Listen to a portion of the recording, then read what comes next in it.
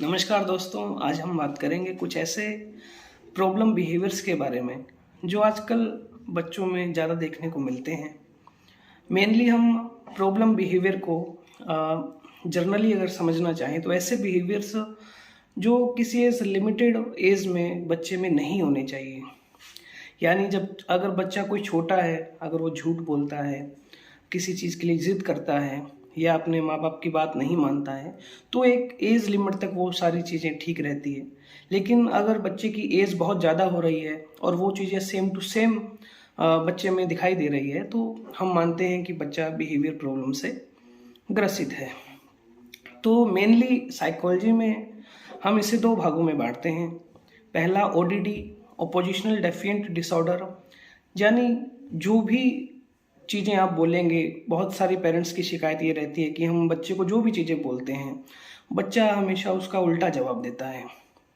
यानी अगर आप बोलेंगे कि ये चीज़ आपको नहीं करनी है, तो बच्चा उसी चीज़ को करने के लिए दौड़ेगा, वही चीज़ वो करना चाहेगा।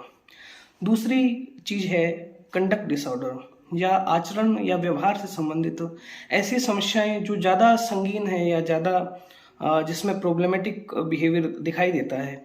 जैसे कि आपने बहुत सारे न्यूज़ देखी होगी, मारपीट करते हैं बच्चे एक दूसरे से, या कोई चाकू ले गया किसी को मारने के लिए, कोई बंदूक ले गया किसी को मारने के लिए, या किसी को पीट कर बच्चा घर आ रहा है। तो बहुत सारी ऐसी चीज़ें जिसमें आचरण जो है वो बिल्कुल ठीक नहीं रहता, उसको कंडक्ट डिसऑर्डर के अंदर हम रखते हैं।